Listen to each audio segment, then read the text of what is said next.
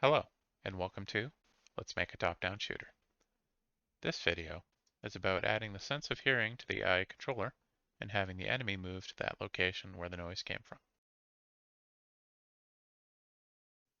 So much like the sight sense we just did, the hearing sense we add to AI perception inside of the AI controller. We're just going to add a new senses config entry. This one will be AI hearing config. We also need to detect neutrals and friendlies. The hearing range is 3000, just like the sight range, so we're going to drop the sight range down to 1000.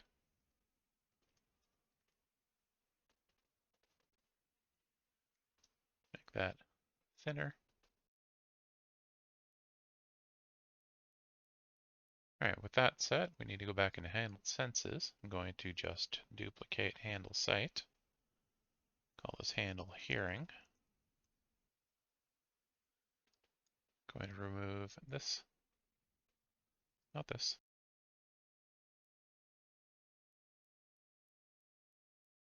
So when a noise event is created, it's going to have a location, the stimulus location. So we're going to use that to get random location in navigable radius. So when a noise happens, the AI is not going to know exactly where it is. So this will set a point to move to that's close, but not necessarily on the noise itself. And then similarly, we need to set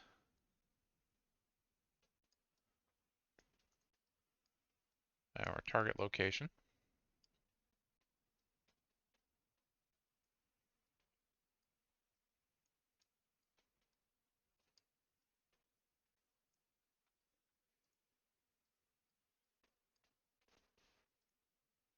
Back in our handle senses, we need to also check to see whether the sense is correct. So we're going to add a sequence here. First sequence will just be the same thing. The second one will be for AI sense hearing.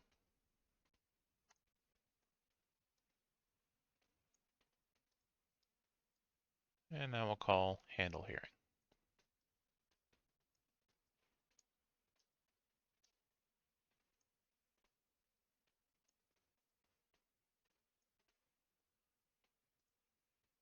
Now the sight sense is basically just triggers this event when an actor is within its field of view. A hearing event means that a noise event needs to be generated. So the way that we do that is we can go into our weapon fire gameplay ability, inside our fire function. So this fire function again is just doing a loop for the number of shots. And for each shot, we're going to call report noise event. That location will be this,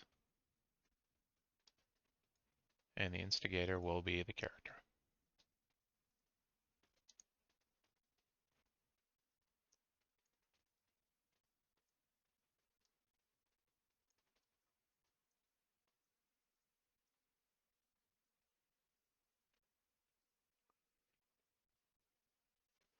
And just to make sure we can see that this is working, I'm just going to throw print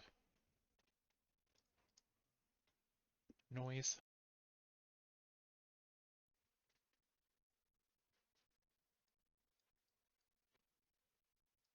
And of course, double checking is always good because I'm not actually comparing it to anything. There we go. Every time I shoot, you can see the noise event. And I forgot to replace this with this.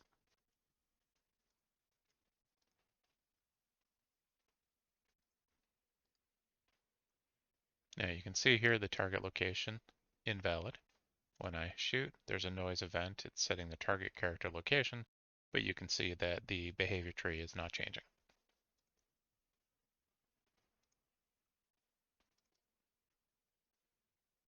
So one handy thing to do is you can also pop out the behavior tree.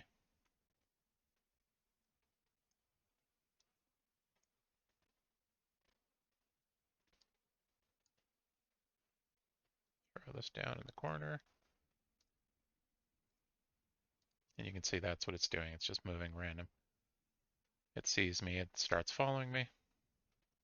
Once I get out of line of sight, it goes to a location and then back to random. So if I generate a noise event, you can see the behavior tree is, it doesn't care. So to make it care, we're going to add a new Blackboard entry. We'll make this one a bool. Call it is tracking.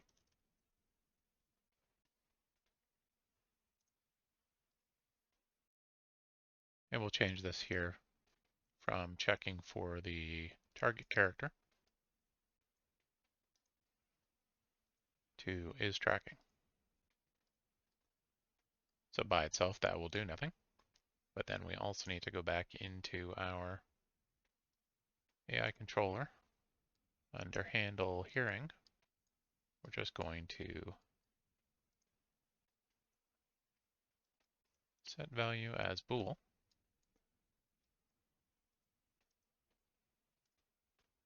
That will be our is tracking. And we're setting that to true.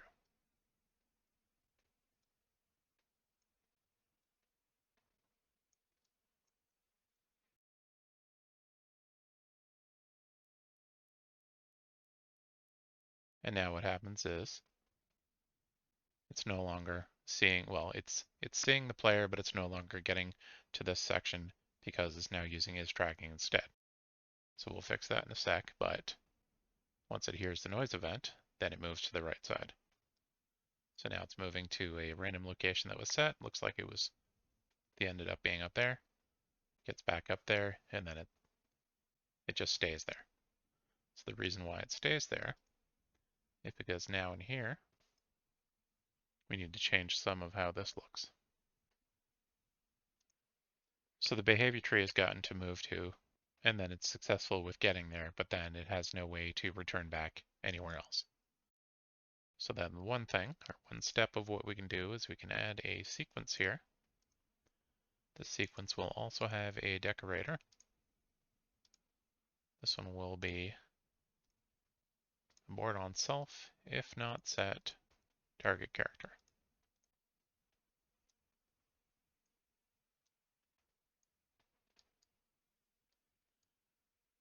So if the target character is set, it's going to follow it. If it's not set, it's going to go in here and move here. And that by itself doesn't actually do anything because it's already here when it's not set. If it's set it's here, it was already going over to here.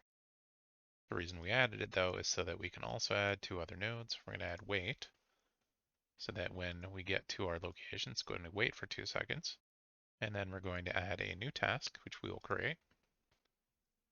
We're going to call this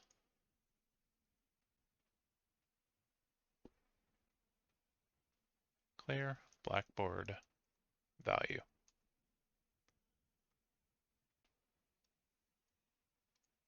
So in our task, as last time, we used receive execute AI. In this case, we're just going to create a variable. We'll call this Blackboard key. This is going to be a type Blackboard key selector. And for that, we're just going to call clear Blackboard value. As with any of these tasks, we need to end with finish execute. And it's successful. Now the other thing that is very important, we'll show here, set up this task. So we set up this new clear Blackboard value task, but you can see over here that there's no way to select a key. That means this needs to be instanced editable. And there we go. So we're going to be reset is tracking.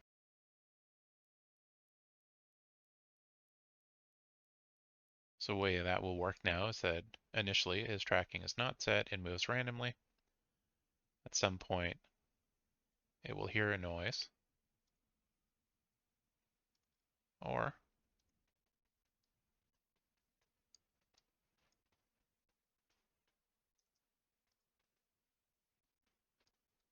see the player.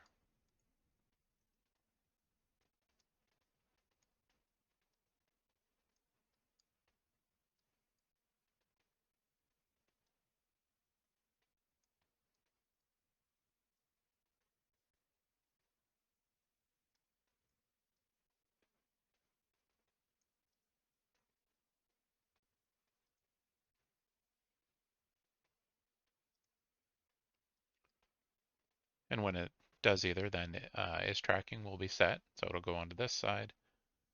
If a target character is valid, it will track it. If it's not valid, it will move to a location. Location was set by the noise. It'll wait for 2 seconds and then it will clear the is tracking value, which means it can then reset back here and start moving randomly again.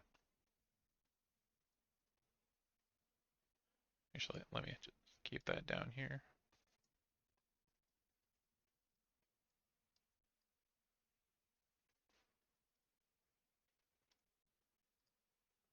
All right, so it's following the player.